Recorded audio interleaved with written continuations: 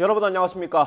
광복절 특사 명단이 확정됐습니다. 윤석열 정부 들어선 세 번째 특별 사면인데 경제인과 소상공인들이 대거 포함된 걸로 전해졌습니다.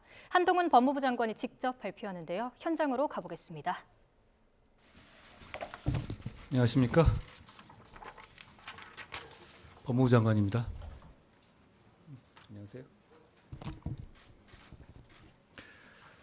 지금부터 2023년 광복절 특별 사면에 관하여 말씀드리겠습니다. 정부는 2023년 광복절을 맞이하며 사회 통합과 국력 집중을 통해 경제 살리기의 전기를 마련하고자 8월 15일자로 일반 형사범을 비롯하여 중소기업인, 소상공인, 특별 배려 수용자, 경제인, 정치인, 전 공직자, 기업 임직원 등 총 2,176명에 대하여 특별 사면을 단행합니다. 이와 더불어 소프트웨어 분야 입찰 참가 제한, 정보통신 공사업 분야 영업 정지, 과징금, 과태료, 여객 운송업과 화물 운송업 운행 정지 업무 정지, 생계형 어업인의 어업 양식업 면허 정지, 해기사 면허 정지, 운전면허 관련 취소 정지 벌점 등 행정 제재자 총 81만 1,978명에 대하여 특별 감면 조치를 시행하고 아울러 모범수 821명을 가석방하여 그분들의 조기 사회 복귀를 도모하고자 합니다. 이번 특별 사면의 구체적인 내용에 관하여 말씀드리겠습니다. 살인, 강도, 성폭력 범죄와 조직폭력 범죄 등을 제외한 일반 형사범 수용자와 가석방자 중에서 일정 형기 이상을 복역한 451명에 대하여는 형 집행률의 정도에 따라서 373명은 남은 형의 집행을 면제하고 78명은 남은 형의 절반을 감경합니다. 그 중에는 경제범죄 등으로 수감 중인 중소기업인과 소상공인 중 특별히 참작할 만한 사정이 있는 74명도 포함되고 역시 형 집행률의 정도에 따라서 남은 형의 집행을 면제하거나 절반을 감경합니다. 감염병의 예방 및 관리에 관한 법률, 교통사고 처리특례법, 도로교통법 등 서민생활과 밀접한 11개의 법령을 위반하여 집행유예 또는 선고유예를 받은 1,676명에 대하여는 형선고의 효력을 상실시키고 각종 자격 제한 사유를 회복시키는 복권 조치를 실시합니다.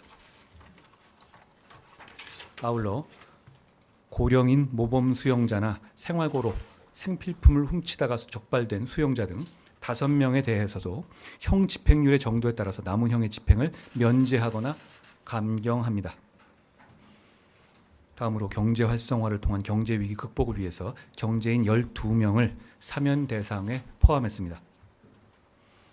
주요 대상자는 이중군 전 부영그룹 회장, 박찬구 금호석유화학 명예회장 등입니다.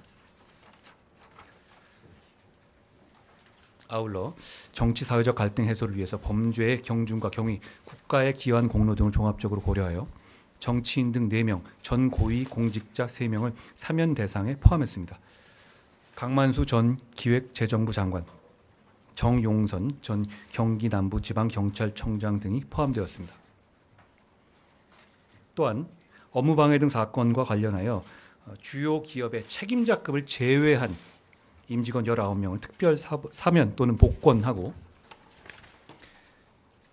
직무상 불법행위로 인하여 처벌받은 국방부 관할 대상자 6명을 특별 사면 또는 복권합니다. 마지막으로 행정법규 위반으로 인한 각종 제재 조치도 감면했습니다. 소프트웨어업 92명, 정보통신공사업 3,303명, 여객 화물 운송업 9명, 생계형 어업인 558명에 대한 각종 행정 제재를 해제하고 총 80만여 명에 대해서 운전면허 벌점 삭제, 면허 정지, 취소 처분 집행 면제, 재취득 결격 기간을 해제함으로써 보다 많은 국민들께서 생업과 경제 활동에 조기에 복귀하실 수 있도록 했습니다. 정부의 이번 사면은 무엇보다 경기 침체의 지속과 물가 상승으로 인해서 서민 경제의 어려움이 심각한 상황인 점을 고려하여 경제 살리기에 중점을 뒀습니다. 정부는 이번 사면을 통해서 튼튼한 민생 경제를 토대로 국가 경제 전반의 활력을 회복하여 경제 위기를 극복하고 정치 사회적 갈등을 해소하여 국가적 화합을 이룰 수 있기를 기대합니다. 감사합니다. 고생하셨습니다. 네, 한동훈 법무부 장관의 발표 듣고 오셨습니다. 이 내용 저희가 잠시 뒤 전국에서 다시 한번 다뤄보도록 하고요. 지금 들어온 속보 하나 전해드리겠습니다. 방송통신위원회가 KBS 남영진 이사장 해임 건의안을 의결했습니다. 방통위는 또 EBS의 정미정 이사 해임안도 의결했습니다. 방통위는 오늘 김효재 방통위원장 직무대행 주재로 비공개 회의를 열어서 이같이 결정했습니다. 남영진 이사장은 KBS 방만 경영에 대한 관리 감독 소홀과 법인카드 부정사용 의혹을 받고 있고, 정미정 이사는 2020년 TV조선 재승인 심사 때 고의 감점 의혹으로 기소된 상태입니다. 방통위는 이와 함께 MBC 대주주인 방송문화진흥회 권태선 이사장 해임 청문회도 비공개로 진행했습니다. 이에 앞서 KBS와 박문진, EBS 이사 17명은 방통위 앞에서 기자회견을 열고 윤석열 정부는 야만적인 공영방송 이사진 해임을 즉각 멈추고 공영방송 장악 기도를 포기하라고 촉구했습니다. 네, 이 해임 건의안을 의결하기 전에 공영방송의 이사진들은 전해드린 대로 한 목소리로 이 방통위의 결정을 비판했습니다. 네, 윤석열 정권이 입맛에 맞는 공영방송 만들기에만 몰두하고 있다면서 국민이 주인인 공영방송이 두렵냐고 꼬집었는데요. 직접 들어보시죠. 공영방송 장악을 향한 윤석열 정부의 도를 넘은 폭주는 이 정부의 속셈이 무엇인지 뚜렷하게 보여주고 있습니다. 국민이 주인인 진정한 공영방송은 거추장스러울 뿐이며 오직 정권이 주인인 토올뿐인 공영방송을 원한다는 사실 말입니다. 국민을 잠시 속일 수는 있어도 영원히 속일 수는 없습니다. 공영방송을 한순간 장악할 수는 있어도 오래도록 장악할 수는 없습니다. 아니, 그 잠깐의 장악조차도 사실은 착각일 뿐입니다. 네, 앞서 보신 대로 한동훈 법무부 장관이 특별 사면 명단을 발표한 가운데 정치권에선 신경전이 가열되고 있습니다. 특히 김태우 전 강서구청장의 사면 복권을 두고 헌법 유린이라는 야당과 공익 제보자라는 측면을 고려해야 한다는 야당이 맞붙었는데요. 국회 연결하겠습니다. 손효정 기자. 네, 국회입니다. 네, 조금 전에 발표가 있었습니다. 정치권 반응 어떻습니까? 네, 오늘 오전 국무회의에서 확정된 광복절 특사 명단이 발표되자 여야의 신경전이 펼쳐졌습니다. 최지성 전 삼성전자 미래전략실장 등 국정농단 사건 연루자들이 빠진 데에 여야 모두 일단은 큰 이견은 없는 것으로 파악됐습니다. 다만 김태우 전 서울 강서구청장의 사면을 두고 여야는 엇갈린 반응을 내놓았습니다. 김 전 구청장은 문재인 정부 시절 청와대 특별감찰반 비리 의혹을 폭로했다가 지난 5월 징역 1년에 집행유예 2년형이 확정돼 구청장직을 상실했는데요. 야당은 직상실 석 달 만에 김 전 구청장이 사면된 것은 헌법 유린이자 국민을 우롱하는 처사라고 반발했습니다. 또 강서구청장 보궐선거를 앞둔 선거용 꼼수 사면이라며 국민을 편가르고 정쟁을 유발하게 될 것이라고 경고했습니다. 반면 여당은 사면은 대통령의 고유 권한이라는 원론적 입장과 함께 김 전 구청장이 전 정부의 비위 의혹을 알린 공익 제보자란 점에 방점을 찍고 있습니다. 다만 사면 이후 강서구청장 보궐선거 후보로 김 전 구청장을 공천할지를 놓고는 여전히 고심하고 있습니다. 네, 잼버리 대회 소식 알아봅니다. 광복절 이후 8월 임시국회가 열리는데 여야 모두 책임 소재를 명확히 규명하겠다며 벼르고 있죠. 네, 감사원이 잼버리 대회 감사를 예고한 가운데 정치권도 진상규명 준비를 본격화하고 있습니다. 국민의힘은 국민이 합심해 잼버리 대회를 잘 치러냈다면서도 대회 유치부터 개최까지 모든 과정을 철저히 조사해야 한다고 주장했습니다. 뻘밭을 대회 장소로 선정하는 등 소홀하게 준비한 건 정작 민주당 정부였다며 민주당이 분명히 사과하고 필요한 조치를 해야 한다고 강조했습니다. 정부가 친 사고라며 모든 책임을 윤석열 정부에 돌리는 민주당의 뻔뻔한 모습에 기가 차서 말이 안 나올 지경입니다. 국민의힘 원내 수석과 관련 상임위 간사들은 오늘 오후 만나 잼버리 대회 문제점을 분석할 예정인데요. 김관영 전북지사에 이어 새만금 위원장이었던 이낙연 전 민주당 대표, 문재인 전 대통령의 책임론을 제기하며 대회 파행 책임을 따져 물을 방침입니다. 반면 야당은 잼버리 사태로 국격이 추락하고 국민적 상실감이 크지만 정부가 전 정부로 책임을 돌리며 남 탓을 하고 있다고 비판했습니다. 책임 있는 자리에 있는 모든 사람들은 남 탓하기에 바쁩니다. 세계 청소년들이 보는 앞에서 남 탓만 하는 모습이 잼버리 사태보다 더 부끄럽게 느껴집니다. 문재인 전 대통령과 민주당 소속 김윤덕 공동조직위원장도 낮은 자세로 사과했다며 정부가 최소한 준비 부족에 대해 인정하고 책임을 느껴야 한다고 꼬집었습니다. 민주당은 오늘 16일 행안위와 25일 여가위 현안 질의에 이어 원내 차원에서 국정조사도 추진하겠다는 계획입니다. 지금까지 국회에서 전해드렸습니다. 한덕수 국무총리는 잼버리 행사가 남긴 과제에 대해 한치의 소홀함도 없이 철저히 분석하고 성찰할 거라고 밝혔습니다. 한 총리는 국무회의 모두 발언에서 어려움을 극복한 경험은 소중하지만 위기를 예방하고 대비하는 건 더 중요하다면서 대회가 마무리된 만큼 성찰의 시간을 별도로 갖겠다고 강조했습니다. 새만금 세계 잼버리를 둘러싼 책임 공방이 확산하는 가운데 전라북도가 제기된 의혹을 해명하기 위한 기자간담회를 열기로 했습니다. 김관영 전북지사는 오늘 오후 2시 전북도청에서 그간의 잼버리 추진 상황을 밝히기 위해 기자간담회를 열 예정입니다. 이 자리에서 김 지사는 잼버리 추진 과정과 관계기관의 주요 역할을 설명하고 사업별 예산 편성과 지출 내용을 설명할 걸로 보입니다. YTN은 김 지사의 기자간담회 현장을 생중계할 예정입니다. 속보로 전해드린 대로 방송통신위원회가 오늘 비공개로 회의를 열어서 KBS 남영진 이사장의 해임 건의안과 EBS 정미정 이사 해임안을 의결했습니다. 이와 함께 MBC 대주주인 방송문화진흥회 권태선 이사장 해임 청문회도 진행했습니다. 취재기자 연결해 자세한 소식 알아보겠습니다. 류환홍 기자. 네, 유원홍입니다. 네, 해임 사유가 뭡니까? 네, 말씀하신 것처럼 방통위가 오늘 오전 10시 비공개 회의를 열어 KBS 남영진 이사장과 EBS 정미정 이사 해임 처리를 했습니다. KBS 남영진 이사장에 대해선 해임 건의안을 의결함으로써 윤석열 대통령 재가만 받으면 해임이 최종 확정됩니다. EBS 정미정 이사에 대해선 해임안을 의결함으로써 해임이 바로 확정됐습니다. KBS 남영진 이사장은 KBS 방만 경영에 대한 관리감독 소홀과 법인카드 부정사용 의혹을 받고 있습니다. 정미정 이사는 2020년 TV조선 재승인 심사 때 고의 감점 의혹으로 기소된 상태입니다. 방통위는 이와 함께 MBC 대주주인 방송문화진흥회 권태선 이사장 해임 청문회도 비공개로 진행했습니다. 박문진 권태선 이사장도 MBC와 관계사의 경영 손실에 대한 관리 감독 소홀 의혹을 받고 있습니다. KBS 남영진 이사장은 공정한 심의를 기대하기 어렵다는 이유로 김효재 방통위원장 직무대행 기피 신청을 했지만 기각됐습니다.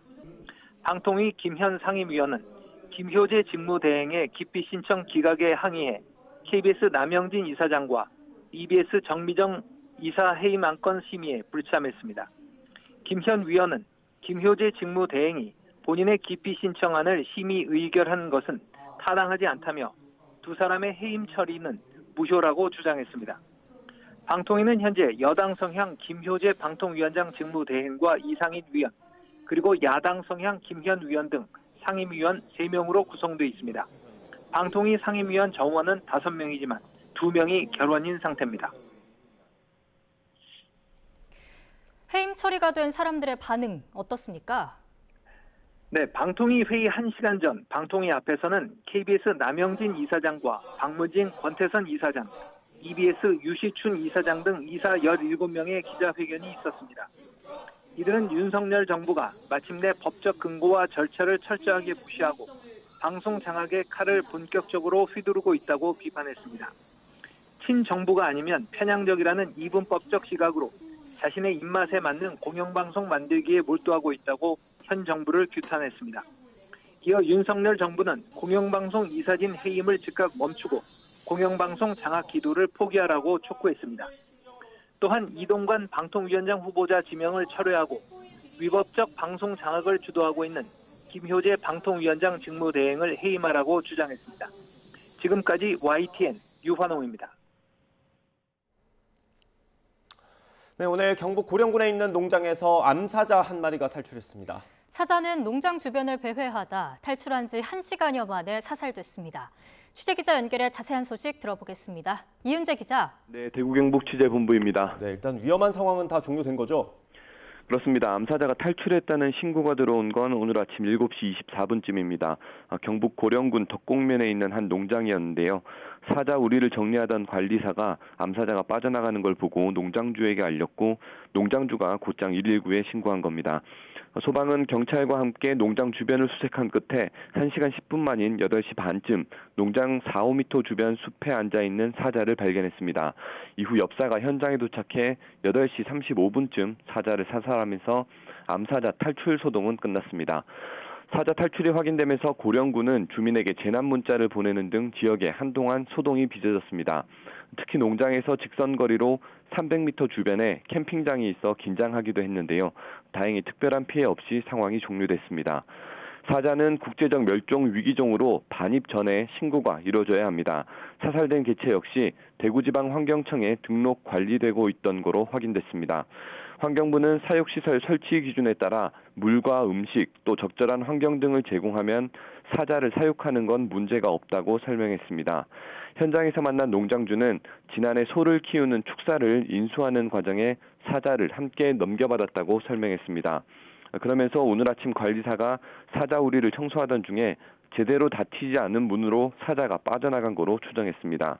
대구환경청은 해당 농장의 사육시설이 적정했는지 등을 점검하고 있습니다.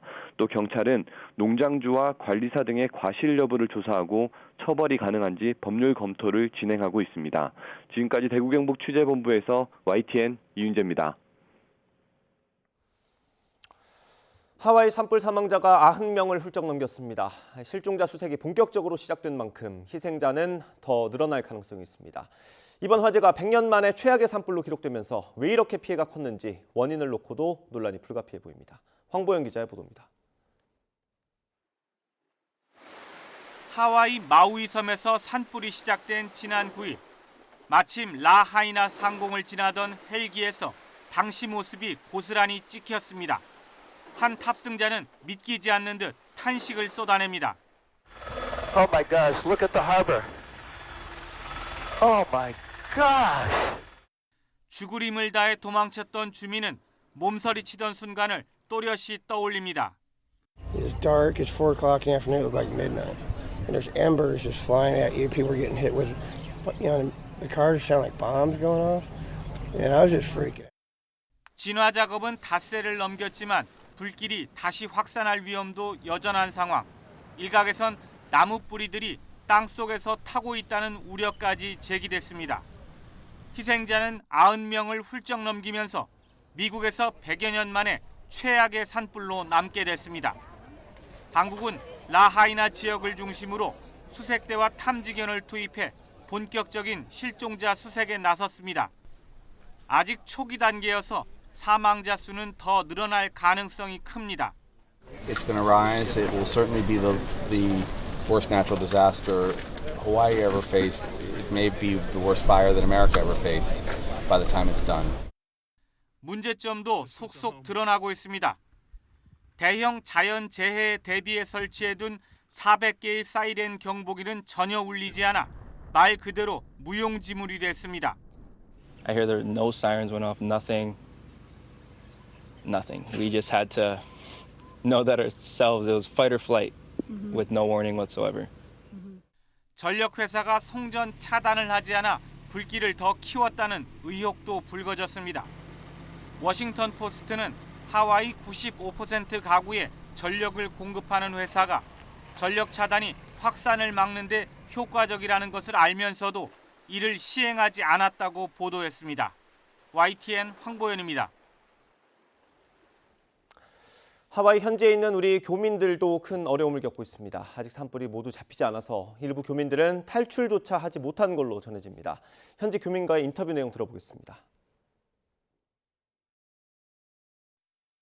또 여기 교민들이 물자나 물이나 아직 그 속에 갇혀 있는 분들도 계십니다.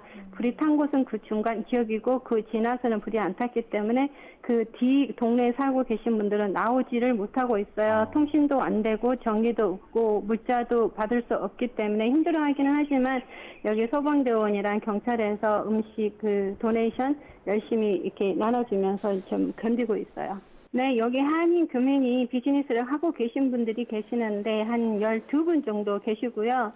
한 분은 건물이 7개 전체가 다 타시고 또 한 분은 집과 가게 2개가 전체가 타버린 분도 계십니다. 일단 그 불이 났을 때는 몸만 빠져나온 상태였거든요. 그러다 보니 여권도 없이 나와서 여기 공항에서 나가실 때 여권 없이는 나갈 수가 없잖아요. 그래서 여권이 없어 한국에 못 들어가신 분들은 임신 여권을 만들어서 한국에 돌아가신 분도 계십니다.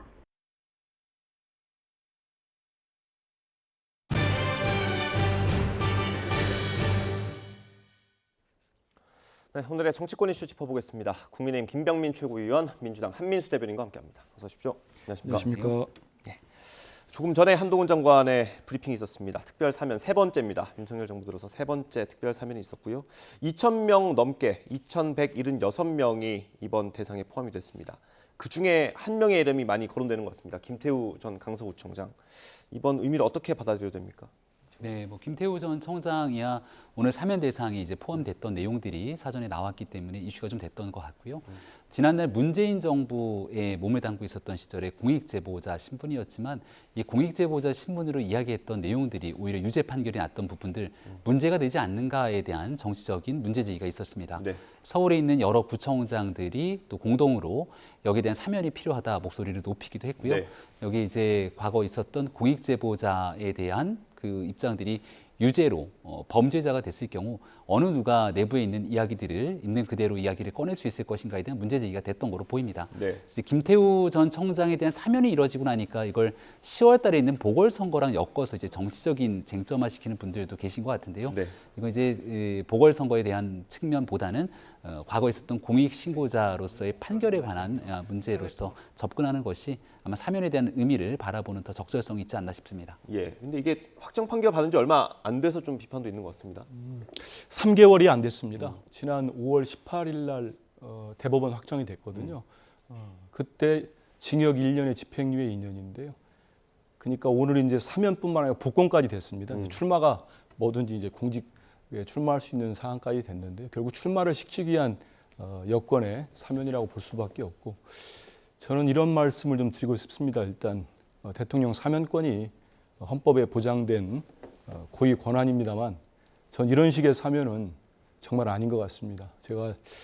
저도 뭐 많이 살진 않았습니다만 살다 이런 사면은 제가 처음 봤습니다. 그래서 이건 우리 국민들, 적게는 56만 강서구민, 많게는 우리 대한민국 국민들을 우습게 보고 우롱하는 정말 사면 아닌가 싶습니다. 이렇게 대통령 사면권은 크게 두 가지 기준이 있어야 됩니다. 국민적 공감대와 국민 통합에 도움이 되느냐. 제가 볼 때는 그렇습니다. 그럼 김태우 전 강서구청장이 무슨 도움이 되겠습니까?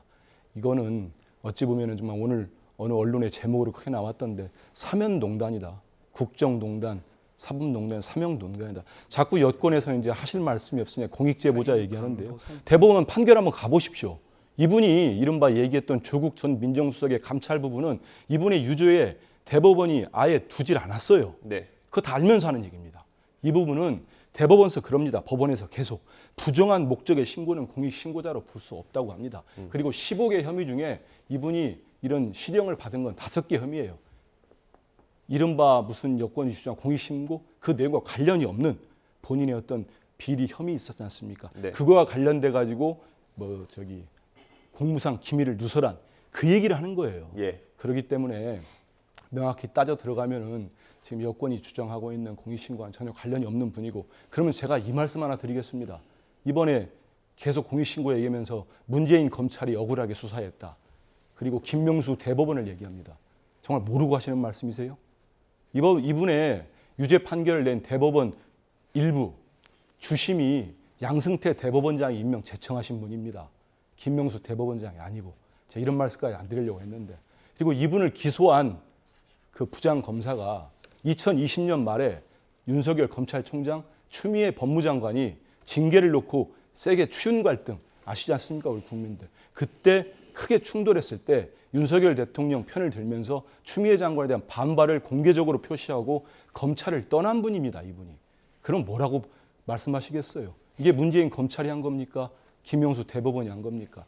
저는 이분을 다시 출마시키기 위한 목적 외에는 아무런 설명이 안 되고, 그러면 앞으로 누가 유죄 판결을 받고 누가 범죄를 받은 다음에 죄를 반성을 하고 그거를 받아들이겠습니까? 3개월도 안 돼서 우리 편이면 무조건 사면, 복권 다 해줘버리면 그럼 앞으로 법원이 유죄 판결을 어떻게 내리겠습니까? 전 이거는 제 상식으로나 도저히 정말 받아들일 수가 없습니다. 그래서 이미 뭐 결정이 난 건데 이거는 결국은 우리 국민들과 역사가 심판할 수밖에 없다고 생각을 합니다. 예.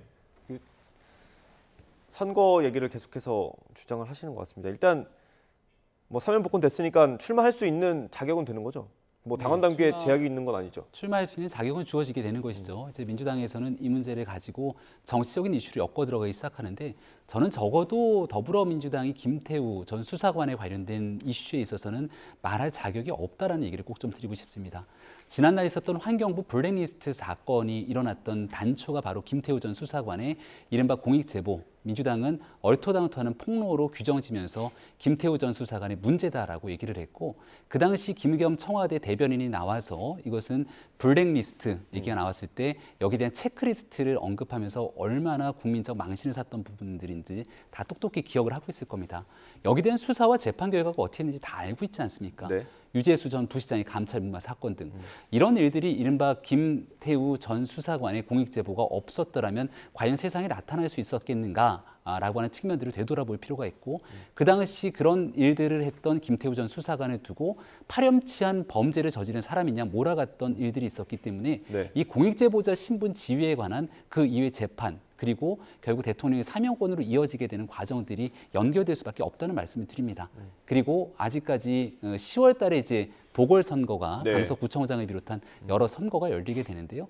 이 보궐선거에 대한 내용들과 김태우 전 구청장에 대한 실질적인 참여 여부들은 아무것도 결정이 난 바가 없기 때문에 네. 오늘에 있었던 사면 결정을 무리하게 정치적으로 연결할 필요는 없다고 말씀드립니다. 근데 그 후보를 내기는 내는 겁니까, 국민의힘에서? 그 모든 일들이 아직 최종적으로 결정된 바가 없기 결정 안 때문에 됐습니까? 네. 예, 최고위에서 뭐 이렇게 논의되거나 그런 것도 없을까요? 네, 아직까지 논의된 바가 없습니다. 네, 알겠습니다. 출마 안 할 수도 있다는데요. 저는 그렇게 보지 않습니다. 많은 국민들이 이렇게 정말 이번 사면 복권에 대해서 비판을 하고 앞으로 이 문제는 상당히 커질 수밖에 없을 거라고 봅니다. 10월 보궐선거에, 강서구청장 보궐선거에 이분이 무소속으로 아마 출마할 가능성이 있다고 봐요. 그리고 국민의힘은 후보를 내지 않고 본인들의 규책 사유가 된다는 핑계를 낼지 모르겠습니다만은 정말 눈 가리고 아웅하는 일이죠. 그렇게 됐을 때 강서 구민뿐만 아니고 우리 수도권의 주민들, 국민들, 전체 국민들이 그 모습을 보고 어떻게 생각하실지 저는 명약관여하다고 생각합니다. 지금 우리 김 최고가 말씀하신 그런 무슨 공익제보, 저는 뭐 공익제보인지 모르겠습니다. 그런 내용 주장들 제가 다시 한번 말씀드리는데요. 이번에 1심, 2심, 3심의 판결에 5개 혐의에 그 내용이 없습니다. 한번 따져보십시오. 도대체 어떤 혐의로 이분이 유죄를 받았는지를 한번 따져봐 주세요. 여권도, 여당도, 대통령실도. 그게 만약에 해당되는 것도 아닙니다. 부정한 목적의 신고라고 법원이 분명히 판결을 합니다. 이런 분을 지금 사면과 복권을 시킨 거예요. 그러면 사면까지 시켜도 복권을 만약 안 하면 이분이 출마를 못할 겁니다. 하지만 복권까지 시켰을 때는 강서구청장 출마 가능성이 저는 뭐 상당히 높다고 볼 수밖에 없습니다. 예. 아마 저뿐만 아니고 많은 국민들이 이렇게 받아들이실 겁니다. 저는 그래서 대다수 국민들이 이번에 윤석열 대통령이 단행한 사면 복권 상당히 받아들이기 어려울 텐데 왜 이렇게까지 무리수를 둘까? 제가 생각하는 거는 결국은 내 편은 어떤 죄를 지어도 내 마음대로 풀어줄 수 있다. 복권시켜줄 수 있다. 이게 아마 지지층에는 상당한 신호와 어떤 그런 걸 메시지를 줄 겁니다. 결국 우리 편은 내가 끝까지 감싼다. 그러면 아마 결집이 되겠죠. 근데 한 그 결집되는 퍼센테이지가 몇 퍼센트인지 모르겠습니다만 대다수의 국민들은 정말로 불편하고 제가 처음에 말씀드린 것처럼 저는 대통령의 사면 복권이 이렇게 행사되는 건 몰랐습니다. 이런 거는 처음 봤습니다. 그래서 앞으로 많은 법학자들도 비판적 목소리를 내지 않겠습니까? 이렇게 되면은 대통령의 아무리 헌법에 부여한 고유 권한이라도 사면권 제한해야 되지 않겠습니까? 정말 누구 말대로 대법원의 판결문 잉크도 안 말랐습니다. 그러면 누가 법원에서 유죄 판결을 하고 그 판결로 죄를 받았다고 어느 국민이 받아들이겠습니까? 저는 이건 정말 아닌 것 같아요. 예, 알겠습니다. 뭐 특별 사면권이야 사면을 단행할 때마다 좀 비판적인 시각이 있는 게 사실이고요. 저는 이런 건 역대급입니다. 예, 근데 이제 출마를 위해서 강서구청장 그 자리 하나를 위해서 이런 비판을 다 감수하고 국민의힘에서 사면을 단행할 정도로 그렇게 후보가 없진 않을 것 같은데요. 진짜 저는 그 의심스럽고 다른 후보를 구해도 될 텐데 그러니까 왜 그걸 감안하면서까지 이렇게 무리할 이유는 없을 것 같습니다. 원래 저는 이제 그 처음에 이분이 이제 강서구청장에 2020 지금 3년 22년 지방선거죠. 때. 그 전에 이미 기소가 돼가지고 아까 말씀드린 대로 그 윤석열 대통령과 가까운 그 편을 들었던 그 부장검사 다 기소하지 않았습니까? 그러면 이미 기소가 돼가지고 1심이 진행되고 2심이 진행되고 있었는데 이런 분을 공천한 저는 국민의힘도 규책이 있다고 봅니다. 물론 그래서 이제 또 판결이 내려진 겁니다. 당선 무효형이 나왔지 않습니까? 그러면 여기에 대해서 사과를 하고 받아들이는 게 순리지. 3개월도 안 돼가지고 다시 복권을 시켜가지고 출마를 시키겠다? 전 이분이 제 예측건데 100% 출마한다고 봅니다. 출마하는데 그 감당을 어떻게 할 것인가? 그러면 결국은 지금 우리 뭐 여당에서 많이 나오는 이분 김태우 전 강서구청장이 공익신고자라는 제가 이 판결문 한 번만 읽어봐도 그 혐의는 아니구나 다 알만한 건데 지금도 우리 국민의힘에 지지하시는 많은 분들이 그걸 믿고 있습니다. 알겠습니다. 그것만 알고 계시는데 그러다 보면은 와 우리 대통령께서 결국 우리 편은 끝까지 보호를 해주는구나 이런 믿음을 갖는지 모르겠습니다만은 그 국정이라는 게 어느 한쪽 지지층만 보고 가셔야 되겠습니까? 저는 국민 통합과 아까 말씀드린 국민의 공감대가 사면에 특별 사면의 전제 조건이라면 이번 사면은 여기에 해당되지 않겠다. 저는 이렇게 생각합니다. 알겠습니다. 뭐 김태우 전 구청장 얘기만 할 수는 없으니까요. 사면 전체적으로 어쨌든 경제인들이 많이 포함되지 않았습니까? 그 내용까지 포함해서 마무리 한번 해주시죠. 짧게 말씀드리면 가정에 관한 얘기들을 많이 주셨는데요. 이런 사면을 본 적이 없다. 이제 정치적인 사면에 대한 비판을 주셨습니다. 하지만 지난 문재인 대통령이 재임하던 당시 대통령의 사면권으로 많은 정치인들이 사면되고 복권이 됐죠. 2020년 총선을 앞두고 사면 복권이 된 다음 총선에 출마했던 민주당 소속의 정치인들을 모를 리 없을 겁니다. 이런 일들을 일컬어서 정치적이고 후안무치한 사면이다 이렇게 평가하지는 않죠. 통상적으로 여당과 야당에 대해서 정치인들에 대한 시간이 좀 지나고 난 뒤에 사면에 대한 문제들도 있겠습니다만은 이번 김태우 전 청장에 관한 공익제보자 신분의 특수성을 말씀드리고 이번 사면에 2,000명이 넘는 분들 중에 그래도 좀 의미를 담고 싶다면 코로나 시기에 있었던 이 경미한 사건이긴 합니다만은 여기에 대해서 이제 범죄로 규정됐던 분들에 대한 사면 복권들이 이루어졌습니다. 대한민국 경제에 대한 활성화 또 이런 측면들을 담아서 많은 분들에 대한 사면 복권들이 있었던 만큼 국민 통합의 정신에 따라서 사면 복권 이후로 많은 역할들과 또 이분들의 많은 또 경제인들 같은 경우는 대한민국 경제 활성화에 대한 무거운 책임감을 좀 갖고 임했으면 좋겠다는 말씀드립니다. 알겠습니다. 뭐 대통령의 말 그리고 인사, 뭐 사면 복권 이거 다 메시지니까요. 국민들께서 어떻게 판단하실지 보면 될 것 같습니다. 다음 잼버 얘기를 해보겠습니다. 오늘 대통령이 참모들과 회의에서 잼버리가 무난하게 마무리됐다 이렇게 평가를 한 것 같습니다. 그 정치권 그러니까 여의도에서 있는 논란과는 조금 결이 다른 것 같아서요. 어떻습니까? 잼버리가 한 2주 정도가 진행이 됐는데 초기에 나왔던 어려움들이 이제 폭염 그리고 여기에 대한 화장실과 샤워장에 관한 문제 그리고 얼음이라든지 이런 기초 물자에 대한 미비 사항들이 일부 불거졌습니다. 하지만 중앙 정부가 이 문제를 중점적으로 나서면서 여러 가지 여건들이 개선됐다는 건 국제사회의 평가인 것 같고요. 그리고 나타났던 태풍 같은 기상 상황의 악재로 인해서 긴급 대피가 진행됐는데 여기에 여러 지방자치단체 그리고 조계종과 같은 종교 단체에 대한 적극적인 지원, 또 네. 기업들의 도움으로 많은 부분들을 무난하게 정리될 수 있었던 후반기 작업들이 존재합니다. 전체 잼버리 내용들을 놓고 하나하나 꼼꼼히 따지고 어디에서 문제가 발생됐는지는 평가해야겠습니다만은 중반부 이후로 넘어서게 되는 정부의 노력에 대해서 여러 가지 수습 조치들이 적절하게 이루어졌다는 여러 가지 평가가 있는 만큼 마지막에 대한 유종의 미를 거두기 위한 노력들이 있었다라고 하는 측면에 대한 강조였다고 생각합니다. 네, 국가 브랜드 이미지를 지키는데 큰 역할을 해준 종교계, 기업, 대학 및 여러 지자체에 감사하다. 이런 메시지를 윤석열 대통령이 내놨습니다. 어떻게 보세요? 진짜로 그렇게 말씀하셨습니까?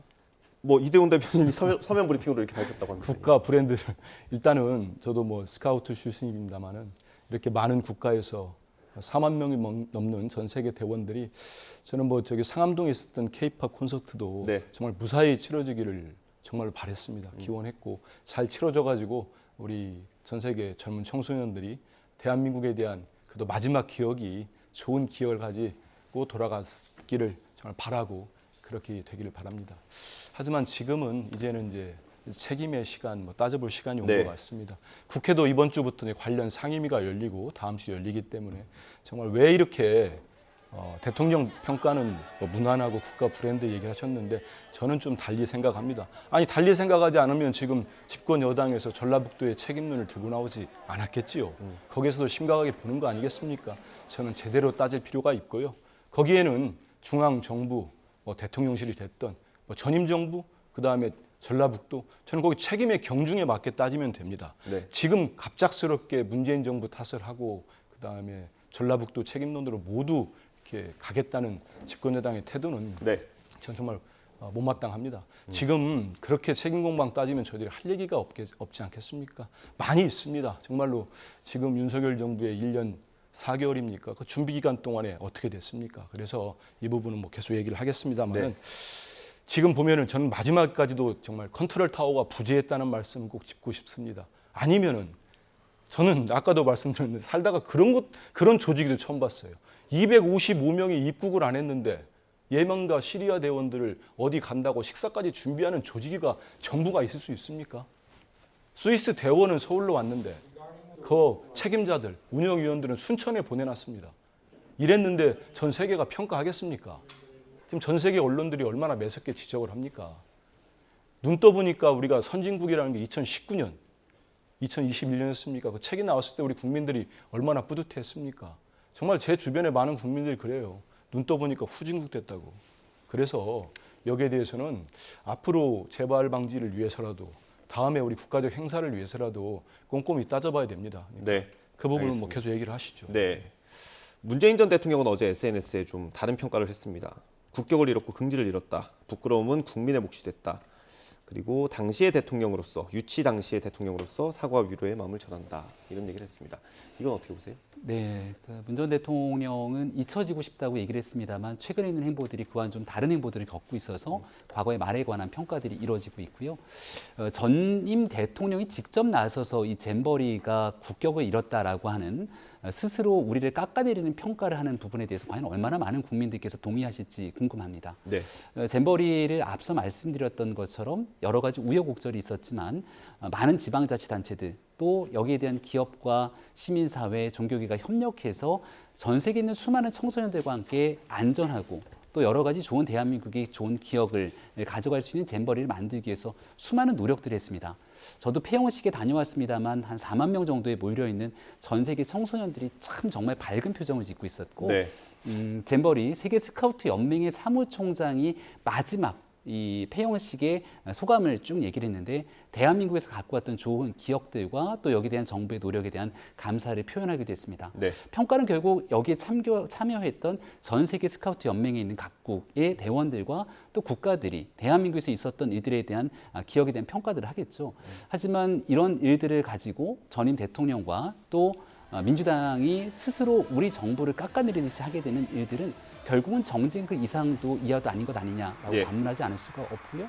민주당의 원내 대변인이 이 잼버리 문제를 끌고 들어와서 부산 엑스포는 물 건너갔다라고 하는 발언까지 꺼냈습니다. 그리고 지난날 있었던 잼버리 전 과정을 보게 되면 정말 어려울 때 모두 함께 힘을 협력해야 될 그때 민주당 소속에 있는 수많은 사람들이 마지막 잼버리 힘을 싣기 위해서 무엇을 했지? 라고 생각해 보게 된다면 정말 날카로운 이 말의 힘으로 정부를 끌어내리는 데만 혈안이 되어 있지 않았던가라는 생각이 듭니다.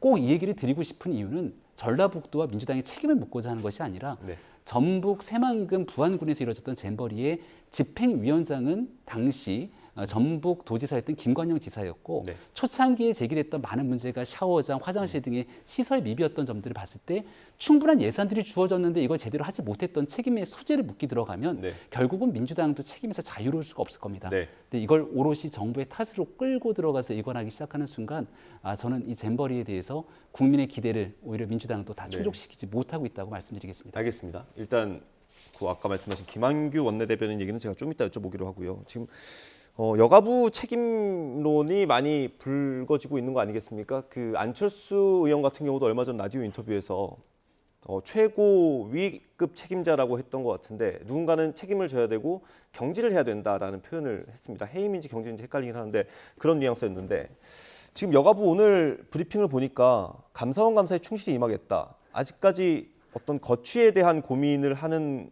흔적은 보이지 않거든요. 당에서 혹시 의견을 뭐 좀 내거나 그런 적은 없습니까? 중앙정부 누구도 책임을 회피할 이유도 없고 회피하려고 하지도 않을 겁니다. 다만 이제 여가부 장관의 책임론이 불거지는 순간부터 민주당에서는 어떤 방식이 일하냐면 여가부 장관은 됐고 총리를 해임하라. 이제 이런 방식으로 정쟁의 성격이 나오다 보니 정확한 책임 문제를 추궁해서 들어가는 것이 아니라 이 또한 윤석열 정부 흔들기에 대한 정쟁으로 가는 것 아니냐. 이런 고민들이 있을 수밖에 없는 것이거든요. 이제 9월 달이 되면 바로 국정감사 기간이 들어가기 때문에 결국은 국회 내에서 많은 부분들을 따져 묻게 될 것이고 1,000억이 넘어가게 되는 국민의 혈세에 대한 부분들은 돈의 집행에 대해서 감사원 감사 등에 대한 추궁들이 있을 겁니다. 이를 바탕으로 누구도 책임 회피하지 않는 상태 속에서 정확하게 어디서부터 문제가 불거졌고 그 책임 누가 지게 될 것인지도 결과가 나올 거라고 생각합니다. 김한규 원내대변인 발언 여쭤보겠습니다. 잼버리 사태로 부산 엑스포가 물 건너갔다 이런 표현을 했는데 이게 뭐 다른 나라 행사면 그럴 수 있는데 우리나라 행사이지 않습니까? 엑스포도 우리나라 행사고 잼버리도 우리나라 행사인데 그걸 연결을 해가지고 지금 유치전을 한창 하고 있는 걸 이렇게 부정적으로 프레임을 씌우는 게 괜찮냐라는 비판적인 시각이 있습니다.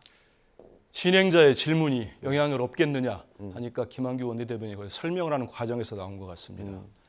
이재명 당대표를 비롯해가지고 만장일치로 부산 엑스포 유치 결의안, 저도 그 바깥에 있었습니다만 실사단이 왔을 때 국회에서 만장일치로 통과시켰습니다. 민주당은 부산 지역의 의원들뿐만 아니고 전체 지역위원장들이 부산 엑스포를 위해서 정말 총력전을 하고 있고 제가 국회의장 홍보수석 있을 때도 그 위원회를 만들었고 지금 위원장도 민주당 의원으로 알고 있습니다. 그렇게 총력전 다 하고 있으니까요. 저는 지금 국민의힘이나 여당이 똑같죠. 국민의힘이나 여권 전체가 대통령실이 그러고 너무너무 심합니다. 아무리 우리 국민들을 속이고 이렇게 호도하려고 하더라도 이제 그만하세요. 넘 탓하는 거. 전임 정부 탓, 내 탓하지 마시고. 저는 문재인 대통령의 이번 사과, 그다음에 그 조직위원장 중에 한 분이 우리 민주당 출신 전북 지역 출신 김윤덕 의원이 또 사과를 했습니다. 여기에서 저는 뭘 느꼈냐면은 우리 국민을 대하는 태도입니다. 전직 대통령이 됐든 현직 의원이 됐든 우리 국민들을 대한 태도입니다. 국민에 대한 끝없는 책임감, 그리고 일이 생기면 거기에 대해서 미안함을 전달하고 상처받은 국민들에게 사과를 합니다. 그 사과가 지금 전직 대통령의 머리 숙여 올리는 사과가 비난받은 사과입니까? 현직 대통령은 이태원 참사가 일어나도 오송 지하차도 참사가 일어나도 사과 한마디 했습니까?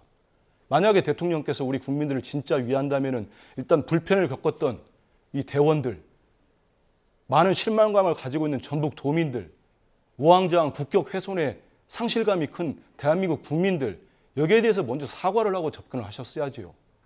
안 그렇습니까?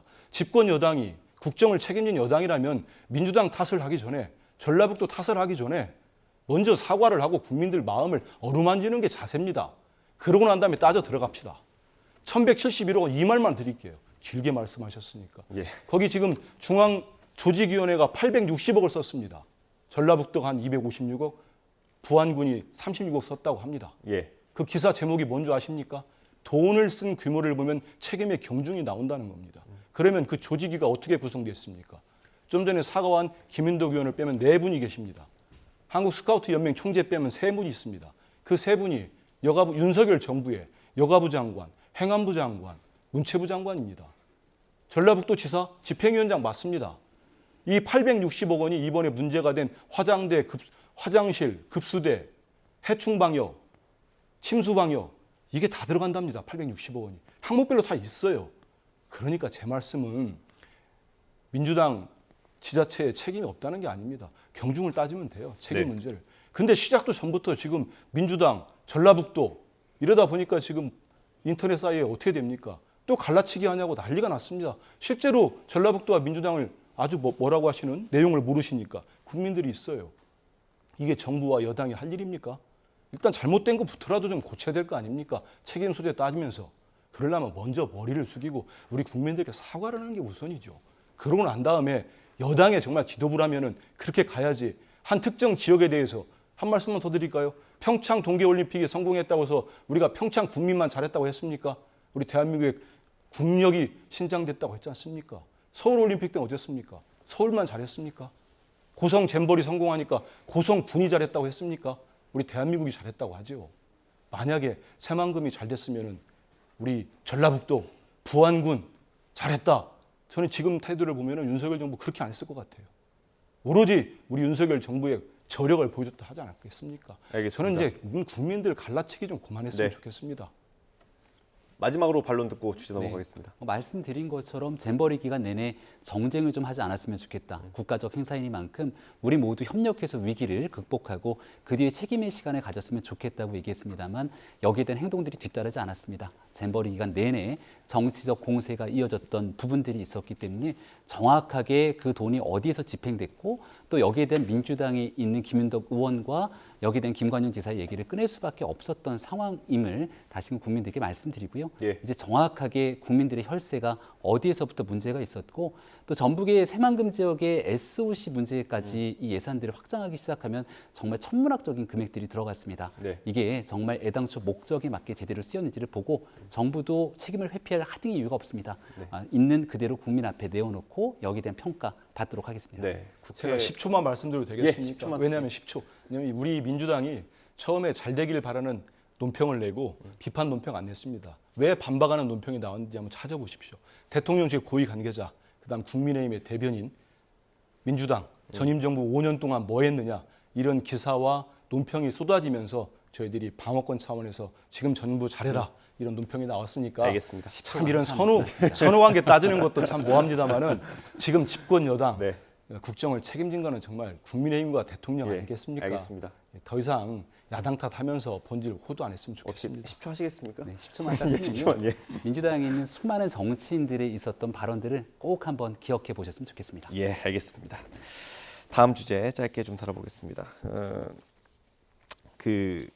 이제 수해 현장에서 수색 작업을 하던 해병대원이 이제 물살에 휩쓸려서 순직하는 사건이 있었죠. 그걸 이제 해병대 수사단에서 수사를 했고 경찰에 넘기는 과정이 있었는데 국방부 장관의 승인까지 받은 걸, 사인까지 한 걸 다시 되돌리는 과정에서 좀 논란이 불거졌고요. 지금 수사단장, 당시의 수사단장은 지금 항명 혐의로 수사를 받게 됐습니다. 이게 지금 대통령실의 압력이 있었다라는 의혹까지 제기된 상태인데 민주당에서는 지금 오늘 회의 내용 보니까 원내대표가 직접 특검을 언급을 했더라고요. 예. 어떻습니까? 일단 고 최수근 상병의 명복을 다시 한번 빕니다. 정말 이 희생자들, 수해 참사의 실종자들을 찾다가 본인이 희생당한 사건인데요. 여기에 대해서 대통령 무슨 말씀하셨습니까? 엄정하게 조사해라. 지시를 내렸습니다. 네. 이번에 집단 항명의 수괴 혐의로 저는 이렇게 무시무시한 범죄 혐의로 수사를 제대로 하고 있던 해병대 수사단장 박정훈 대령을 이렇게 입건하고 기소하고 수사를 할지 몰랐습니다. 정말 너무 가혹하게 지금 접근을 하고 있는데요. 그러면 대통령의 지시를 이분이 말씀대로 엄격하게 따랐습니다. 그리고 이분이 밝혀낸 수사 상황에서 나온 내용들이 언론 인터뷰에서 보니까 해병대 지금 문제가 되는 사단장, 예, 1사단장. 여러 가지 충분히 저는 해병대 수사단 입장에서는 혐의가 있다고 볼 만한 수사 결과입니다. 네. 그리고 예전에 우리가 고 이해량 중사 사건인가요? 예, 이해량 중사. 예. 그 이후로 어떻게 이제 규칙과 법이 바뀌었냐면은 이 군에서 너무 이제 축소 수사 그리고 본인들을 감싸주는 자기 편 수사함을 하기 때문에 군에서 발생한 이런 사건이 있으면 초기 수사한 다음에 수사 보고서를 경찰에 이첩하도록 되어 있습니다. 네. 그래서 경북경찰청의 광역수사대로 이첩이 된 겁니다. 그런데 국방부 보고를 다 하고 해병대 사령관까지 다 보고된 그 자료가 이첩된 자료가 다시 회수가 됩니다. 그 과정에서 우리 박대령의 언론 인터뷰와 본인의 말씀을 들어보니까 지금 국가안보실에 있는 파견돼 있는 대령이 5차례인가요? 몇 차례인가 모르겠어요. 수차례 전화가 와가지고 이 수사 보고서를 안보실장께서 네. 보고 싶어하니 보내달라고 했다는 거 아닙니까? 네. 근데 그거를 이제 거부하니까 언론 브리핑 자료만 달라. 근데 그 자료가 전달되고 그 다음 날부터 회수가 되고 수사가 중단되고 이 박대령에 대해서는 이런 혐의로 수사 역으로 이제 검찰단의 수사까지 갔습니다. 저는 이거는 분명한 대통령의 지시를 제대로 이행을 안 했다면은 이건 대단한 국기문란 사건이죠. 많은 국민들이 지금 벌써 그런 얘기를 합니다. 옛날에 윤석열 대통령이 여주지청장 때인가요? 그 국정원 댓글 수사할 때 당시 항명이라고 다 했습니다. 당시 박근혜 정부 때 군 검찰 검사 검찰의 수뇌부들이. 하지만 우리 국민들은 어떻게 봤습니까? 윤석열 대통령 당시 강불 검사라면서 박수를 쳤습니다. 물론 지금은 평가가 180도 달라졌습니다만 그런 과정들이 있었습니다. 근데 지금 박정훈 대령에 대해서는 저렇게 군이 집단 항명의 수괴로 입건해가지고 수사를 한다. 이거는 진실이 밝혀져야 됩니다. 우리 최수근 상병의 억울한 죽음 그걸 또 밝히고 왜 대통령실이 개입했는지 국방부 장관 결재까지 난 수사보고서가 다시 왜 회수가 됐는지 누가 그런 지시를 했는지 이거는 국기문란에다가 이건 밝혀지지 않으면 우리 국민들이 결코 용납할 수 없는 아주 큰 사안이 터졌다고 알겠습니다. 1분 반 정도 드릴 수 있을 것 같습니다. 네. 예. 대통령실 개입이라고 딱 찍어서 말씀 주십니다만 거기에 대한 정황 증거들이 나오지 않죠. 초창기에 신범철 국방부 차관이 문자 메시지를 보냈다. 그래서 이런저런 지시를 했다라고 얘기를 했습니다만 신범철 국방부 차관이 통신 기록까지 다 조회를 해서 나는 문자 메시지를 보내거나 연락한 사실이 없다고 얘기를 하니까 그 뒤에 이 내용에 대해서 어디서 들었다라고 하는 방식으로 입장이 바뀌기 시작하죠. 관련된 내용들에 대해서 만약에 과거처럼 군 내에서 모든 것들을 수사하고 여기에 대한 축소 수사로 기존에 있는 것들을 덮을 수 있다면 이런 일들이 있을지 모르겠습니다만은 어차피 군에서 정리돼서 조정됐던 수사 내용들은 경찰로 이첩되고 사망된 사건들에 대해서 최종적인 수사 범위에 대한 결론을 내리게 되는 건 경찰의 몫으로 돌아갈 수밖에 없습니다. 그러니까 이 부분을 감추려고 한다고 감출 수 있는 것도 아니고 당연히 모든 것들을 명명백백하게 수사를 해서 최상병이 안타깝게 사망할 수밖에 없었던 문제가 무엇인지를 밝혀내야겠죠. 하지만 무리한 과잉 수사라고 하는 측면을 들면서 여기에 대한 내용들이 일방적인 상황으로 접근돼서도 안 될 것이기 때문에 그 객관적인 사실관계가 이루어져야 된다고 생각하고 현재로서는 군 내에서 다소 경찰로 이첩하는 과정에 혼선 때문에 나타났던 문제점들도 일부 있다고 말씀드리겠습니다. 예, 알겠습니다. 본질을 잊으면 안 되겠습니다.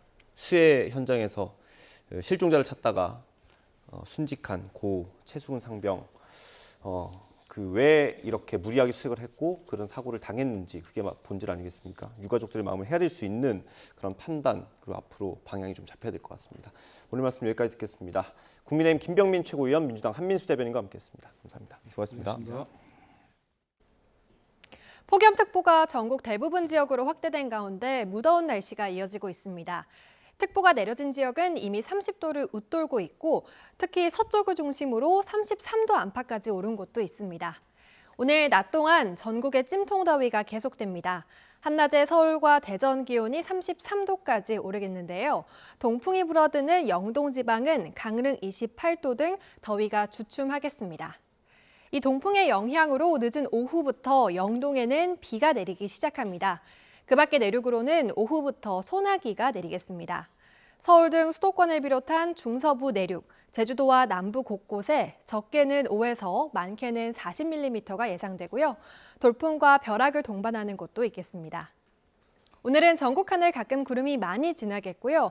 구름 사이로 볕이 내리쬐면서 자외선 지수가 높게 오르겠습니다. 당분간 동해안에는 높은 물결이 방파제를 넘는 곳도 있어서 해안가 안전사고에 유의해 주시기 바랍니다. 이번 주는 30도를 웃도는 무더위가 이어지겠습니다. 광복절인 내일도 전남과 제주에는 소나기가 내리겠고 영동의 비는 수요일 낮까지 이어질 전망입니다. 날씨였습니다. 이어서 뉴스 앤 이슈 2부가 방송됩니다. 저희는 잠시 뒤에 돌아오겠습니다.